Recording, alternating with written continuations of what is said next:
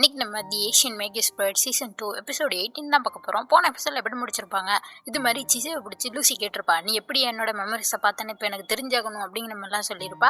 அப்போ தான் சிசை சொல்லிகிட்டு இருக்கா, ஆக்சிடெண்ட்டாக எனக்கு தெரியும், டப்புன்னு பார்க்க முடியும், நானாக வேணுக்குன்னு பார்க்க மாட்டேன் அப்படிங்கிற மாதிரிலாம் சொல்கிறப்ப லூசி இதெல்லாம் கேட்டுட்டு, அப்படியா சரி இன்னொரு தடவை என்னோட மெமரிஸை நீ பார்க்குறியா அப்படிங்கிற மாதிரி கேட்குறா. ஏன் அப்படிங்கிற மாதிரி கேட்குறப்ப, சில விஷயங்கள் எனக்கு மறந்து போயிருக்கும் அந்த இன்சிடென்ட் நடந்தப்ப, நான் தெரிஞ்சுக்கணும், அப்போ தானே யார் உண்மையான கல்பிரேட்னு கண்டுபிடிக்கலாம், அதனால தான் திருப்பி நீ அதை பார்க்குறியா, பார்த்து என்கிட்ட சொல்லு அப்படிங்கிற மாதிரி சொன்னோன்னே அவளும் ஒத்துக்கிறா. இப்போ அவளோட தலையோட தலை வச்சு அந்த மெமரிஸை பார்க்க ஆரம்பிக்கிறா. பார்த்தா அங்கே தான் அந்த உல்ஃப் இருக்காங்க, ஹஸ்பண்ட் உல்ஃபு, ஒய்ஃப் உல்ஃபு, ரெண்டு பேரும் அங்கே நின்று சண்டை போட்டுக்கிட்டு இருக்காங்க. அந்த ஒய்ஃப் சொல்கிறாங்க, இது நான் எல்லாரையுமே கொல்லணுமா, அதெல்லாம் கொல்லக்கூடாது, இந்த சின்ன குழந்தைய எதுக்கு கொல்லணும், என்னால் கொல்ல முடியாது அப்படிங்கிற மாதிரி சொல்கிறப்ப ஹஸ்பண்ட் சொல்கிறாரு, இல்லை நம்ம எல்லாரையும் கொண்டுதான் ஆகணும், இவளையும் கொண்டுதான் ஆகணும், நம்மளுக்கு வேறு சாய்ஸ் கிடையாது அப்படிங்கிற மாதிரி சொன்னால் இந்த ஒய்ஃபு போய் மறைச்சிக்கிறாங்க லூசியை, கொல்லக்கூடாது அப்படின்னு சொல்லிட்டு. அப்போ தான் பார்த்தா அங்கே இன்னொரு குட்டி பொண்ணு இருக்கா. அவள் செத்து போனவங்கள்ட்ட எல்லாம் உட்காந்துட்டு மன்னிச்சிருங்க மன்னிச்சிருங்க அப்படிங்கிற மாதிரி சொல்லிக்கிட்டு இருக்கா. டக்குன்னு மெமரியை விட்டு வெளில வந்துடுறா நம்ம சிசி. அப்போ தான் லூசி கேட்குறா, என்னாச்சு அங்கே ஏதாச்சும் பார்த்தியா அப்படிங்கிற மாதிரி கேட்குறப்ப தான் இவ சொல்கிறா, வயசில் அங்கே ஒரு குட்டி பொண்ணு இருந்தா, அவள் எல்லாட்டையும் மன்னிச்சிருங்கன்னு சொல்லிக்கிட்டு இருந்தா அப்படிங்கிற மாதிரி சொன்னோன்னே இவளுக்கு கோவம் வருது. இதுக்கு என்ன அர்த்தம், எனக்கு ஒன்றுமே புரியலையே, யார் இதை பண்ணானே எனக்கு தெரியலேன்னு சொல்லிட்டு லூசி கத்திக்கிட்டு இருக்கா. அப்படி இங்கே பிரின்சிபலை கட்டுறாங்க. இது மாதிரி அசிஸ்டன்ட் பிரின்சிபால்கிட்ட தான் சொல்லிட்டு இருக்காங்க, இப்போ கிறிஸ்மஸ் இப்போ கூட இன்னும் காலேஜ் க்ளோஸில் தான் இருக்க போகிறான், பிள்ளைங்க யாருமே வீட்டுக்கு போக முடியாது அப்படிங்கிற மாதிரிலாம் அனௌன்ஸ்மெண்ட் கொடுத்துருக்காங்க. அப்போ தான் அப்புறம் இந்த வைஸ் பிரின்சிபால் கேட்டுட்டு இருக்காரு, சரி இது மாதிரிலாம் நீங்கள் பண்ணுறீங்க, ஆனால் யார் அட்டாக்கர்னு நீங்கள் இன்வெஸ்டிகேஷனே பண்ணலையே, யார்கிட்டையுமே விசாரிக்கலையே அப்படிங்கிற மாதிரிலாம் சொல்கிறப்ப அவங்க சிரிச்சுட்டு சொல்கிறாங்க, என் வேலை மூலியமாக என்ன பண்ண முடியுமோ அதை நான் பண்ணிட்டு தான் இருக்கேன் அப்படிங்கிற மாதிரி சொல்கிறாங்க. இங்கே பிள்ளைமேலா கட்டுறாங்க. அந்த லெட்டரை பார்த்தோன்னே பிள்ளைமேலாவுக்கு இன்னும் சோகமாயிருது. இன்னும் காலேஜ் மூடி தான் இருக்க போகிறாங்களா, இதுலேருந்து எப்போ நான் ஃப்ரீயாக வேணே தெரியலையே அப்படிங்கிற மாதிரிலாம் சோகமாக பேசிகிட்டு இருக்கா. அப்படியே இங்கே சிசையும் சிசையோட ஃப்ரெண்ட்ஸையும் தான் கட்டுறாங்க. சிசை முன்னாடியே ஏதோ பண்ணிகிட்டு இருப்பா, அதை கூட சீக்ரெட்னு சொல்லியிருப்பா. இப்போ தான் கட்டுறாங்க அவள் என்ன பண்ணியிருக்கான்னு சொல்லிட்டு. எல்லாருக்குமே ஒரு ஆம்லெட் பண்ணியிருக்கா. அப்படின்னா தாயத்து மாதிரி பிரச்சனையில தான் அவங்கள பாதுகாக்கும், அதுக்காக பண்ணியிருக்கா, எல்லாருக்குமே பண்ணி கொடுத்துருக்கா. அது பார்த்தோன்னே இவங்க எல்லாருக்குமே ஒரே சந்தோஷம், இதெல்லாம் எங்களுக்கா அப்படின்னு சொல்லிட்டு எல்லாருமே வாங்கிக்கிறாங்க ஆளுக்கு ஒன்று. இதில் ரேயான் அவனுக்கு ஒன்று பண்ணியிருக்கேன் அப்படிங்கிற மாதிரி சொன்னால் இவன் சொல்லிக்கிட்டு இருக்கான் ஐசக், இன்னும் ரேயான் பிள்ளை மேலே தான் தேடிட்டு இருக்கான், ஏன்னா பிள்ளை மேலே மன்னிப்பு கேட்க சொல்லியிருப்பான்னா இன்னும் அவனால் கேட்க முடியும், அதுதான் யோசிச்சுட்டு இருக்காங்க. இன்னுமாவா மன்னிப்பு கேட்கல அப்படின்னு சொல்லிட்டு, சரி எனக்கு செக்கப் இருக்கு நான் போயிட்டுறேன்னு சொல்லிட்டு சிசை ஓடி வரப்ப கார்டனுக்கு வரும். அங்கே பார்த்தா பிள்ளைமேலாவோட வாசம் வரும். பிள்ளைமேலா இருக்க மாதிரி இருக்கே அப்படின்னு சொல்லிட்டு பார்த்தா அங்கே நிற்கிறது அல்கியோன் நீங்கள் தான் வந்தீங்களா, பிள்ளைமேலா இருக்க மாதிரி இருந்துச்சு அப்படின்னு சொன்னால் அவளுக்கு ரொம்ப முடியல, அவளால் யாருமே பார்க்க முடியாது அப்படிங்கிற மாதிரி இவங்க சொல்லிடுறாங்க. சரி இது அவள்கிட்ட கொடுத்துருங்க, அவளுக்காகவே ஒரு இந்த ஆம்லேட் பண்ணியிருக்கா, அதை கொடுத்துட்டு அவளுக்கு இது உதவி செய்யும் நம்புகிறேன் அப்படிங்கிற மாதிரி சொல்கிறப்ப அவங்களும் அதை வாங்கிட்டு அவளுக்காக யோசிக்கிறதுக்கு ரொம்ப நன்றி அப்படிங்கிற மாதிரி சொல்கிறாங்க. இங்கே பார்த்தா பிள்ளைமேலாவுக்கு ரொம்ப முடியலை போல், போர்வையெல்லாம் பற்றிட்டு நடுங்கிட்டே படுத்திருக்கா. அப்படியே பிள்ளைமேலாவோட பாட்டியை கட்டுறாங்க. அவங்க ஒரு ஃபோட்டோ வச்சு பார்த்துக்கிட்டு இருக்காங்க. அது அவங்க பையனோட ஃபோட்டோ போல். அவன் அம்மா அம்மான்னு கேட்டுட்டு இருக்கான். அப்புறம் என்ன சொல்லிடுறான்னா, இது மாதிரி நீங்கள் சொல்கிறது எதையுமே என்னால் செய்ய முடியாது அப்படிங்கிற மாதிரி சொல்கிறான். அதை யோசிச்சு பார்த்தானே உங்கள் கோவத்தில் அந்த ஃபோட்டோவை உடச்சிட்டு உன்னை நான் திருப்பி கொண்டு வருவேன் ஆடம் அப்படிங்கிற மாதிரி சொல்லிக்கிட்டு இருக்காங்க. அப்படியே இங்கே கட்டுறாங்க. சிசை செக்கப் வந்திருக்காளா, இங்கே அந்த நர்ஸ் சொல்லிகிட்டு இருக்காங்க. ஏன்னா இவளுக்கு தான் அந்த கர்ஸ் இருக்குல்ல, அந்த கர்ஸை பற்றி தான் சொல்லிகிட்டு இருக்காங்க. அப்படியே அவங்க என்ன சொல்கிறாங்கன்னா, இது மாதிரி ஒரு மேஜிக் பண்ணுறவங்களும் இன்னொருத்தவங்க மேலே இது மாதிரி கர்ஸ் எல்லாம் அனுப்புவாங்க. இப்போ அவங்க இன்னொருத்தவங்களை காயப்படுத்தணும்னு நினச்சா அதே அளவுக்கு வலி அவங்களும் எதிர்கொள்கிறதுக்கு தயாராக இருக்கணும், ஏன்னா அதாவது ரிட்டன் ஆகும் அட்டாக்கருக்கே அப்படிங்கிற மாதிரி இவங்க சொல்லிகிட்டு இருக்கப்பே. அப்படியே பிள்ளைமேல கட்டுறாங்க. அவள் செம்ம வழியில் இருக்கா.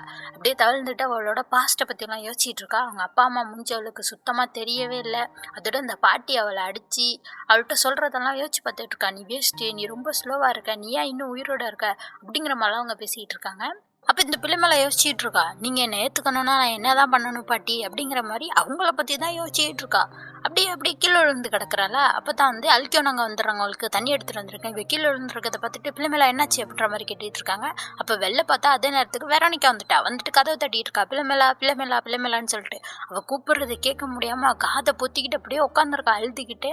அப்போ தான் அல்கியோன் கொடுக்குறாங்க. இது மாதிரி சிசையை கூட கொடுத்திருந்தல அந்த ஆம்லேட், அதை கட்டுறாங்க. இதை உங்கள்கிட்ட கொடுக்க சொன்னாங்க அப்படின்னு சொல்லிட்டு கொடுத்தா இவ வாங்கி டப்புக்குன்னு போட்டு முழுங்கி விட்டு எனக்கு இன்னும் வேணும்னு சொல்லிட்டு அந்த அல்கியோனோட உடம்புக்குள்ள கையை விட்டு அப்படியே ஏதோ பிச்சு வெளில எடுக்கிறா.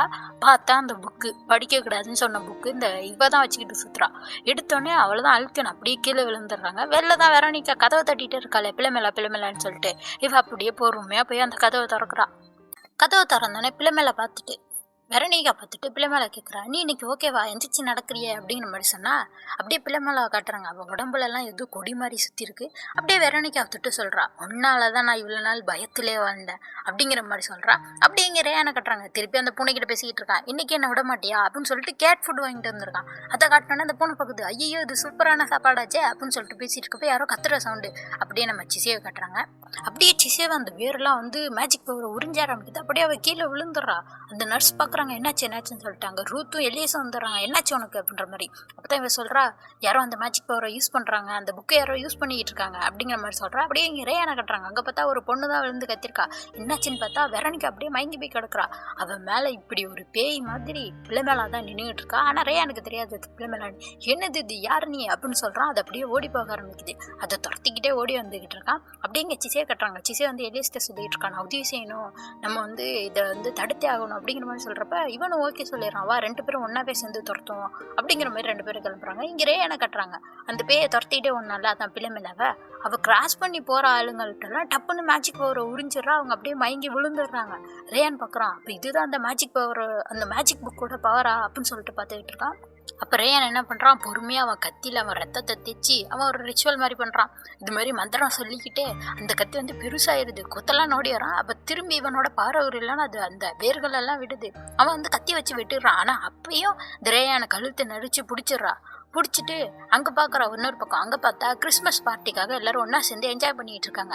அந்த பக்கம் அப்படின்னு சொல்லிட்டு அவள் பார்த்துட்டு இருக்க. அப்போ ரேயான் பார்க்குறான், உனக்கு என்ன இப்போ பிரச்சனை, நீயே எல்லாரும் மேட்சிக் பவரே உறிஞ்சிக்கிட்டு இருக்க அப்படிங்கிற மாதிரி. ஏன்னா அங்கே நிறைய பேர் இருக்காங்க, அங்கே போய் உறிஞ்சிடலாம் அப்படின்னு சொல்லிட்டு பார்த்துட்டு இருக்கா. அப்படி ரேயான் கேட்குறப்ப இவ திரும்பி ரேயானுக்கு பதில் சொல்லிட்டு இருக்கா. மூஞ்சி தெளிவாக தெரியாது. அப்பையும் என்ன சொல்கிறான்னா, உன்னை வந்து சின்ன பிள்ளைலேருந்தே எனக்கு பிடிக்காது, நீ நேர்மையானவன், ரொம்ப உண்மையானவன், ரொம்ப நல்லவன், ரொம்ப அறிவாளி, உன் கூட இருக்கப்பெல்லாம் நான் ஒரு முட்டாள் மாதிரி, எதுக்கும் உதவாதவ மாதிரி தான் தெரியும், எனக்கு உன்னை பிடிக்காது அப்படிங்கிற மாதிரிலாம் சொல்கிறப்ப ரேயான் பார்க்குறான். அப்போ நீ பிள்ளைமேலவான்னு சொல்ல வரதுக்குள்ள உன்னை நான் முன்னாலேருந்தே வெறுக்கிறேன் ரேயான் அப்படின்னு சொல்லிட்டு அப்படியே அவன் மூஞ்ச பிடிக்கிறான். அப்போ அந்த பக்கமாக ஐசக், லூசி, சோயி இவங்க 3 பேரும் பேசிட்டு வந்துட்டு இருக்காங்க. பார்த்தா இங்கே ரேயான் விழுந்து கிடக்குறான். ஐயோ ரேயான் என்னாச்சு அப்படின்னு சொல்லிட்டு எழுப்பிட்டு இருக்காங்க. அப்போ தான் இங்கே பிள்ளைமேல கட்டுறாங்க. அந்த பார்ட்டி நடக்கிற இடத்துக்கு அவள் வந்துடுறா. வந்த உடனே அங்கே இருக்க எல்லா பசங்களோட மேஜிக் பவரையும் டக்குன்னு உறிஞ்சிடுறா. டீச்சர்ஸ் எல்லாருமே நின்றுட்டு இருக்காங்க. எதுக்கு இப்படி பண்ணிட்டு இருக்கான்னு சொல்லிட்டு அவள் வந்து பார்த்துட்டு இருக்கா. அங்கே தான் பிரின்சிபல் வந்துடுறாங்க. வாங்க பிரின்சிபல், உங்களை பார்த்ததுல சந்தோஷம் அப்படிங்கிற மாதிரி சொல்கிறா. அவள் மேஜிக் பவர் உரிய அவளோட உடம்பு கலர் அப்படியே மாறுது கருப்பா. அவள் ட்ரெஸ்ஸும் அப்படியே மாறிட்டு இருக்கு. அப்படியே இங்கே காட்டுறாங்க. சிசையா ஓடி வந்துடுறா.